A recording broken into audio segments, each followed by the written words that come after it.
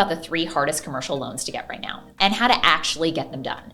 If you're working on new construction, trying to go high leverage, or anywhere near office space, this is for you. Let's get into it. First, construction loans. Still doable, but way more selective. In San Diego, most of what I see are luxury multifamily or ADUs, and right now, both are under a microscope. Why?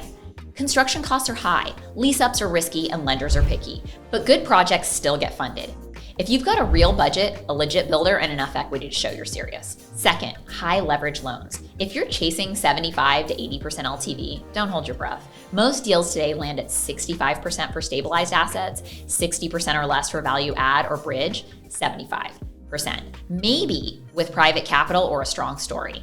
It's not about max leverage anymore. It's about making the numbers work. Third, office. This is hands down the toughest one. Vacancies are up, values are uncertain, and lenders are mostly sticking to Class A or medical office.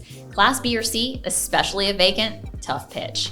You'll need more equity, more creativity, and the right lending relationships. So what's the edge in San Diego? Tight zoning, limited supply, strong demand. Lenders still believe in this market, but they're being super selective. Bottom line, hard doesn't mean impossible. It means better planning, stronger packages, and someone who knows how to get it done. Got a deal you're working on? Send me the numbers. Let's figure out what's real and what's a reach before you waste your time or money. Talk soon.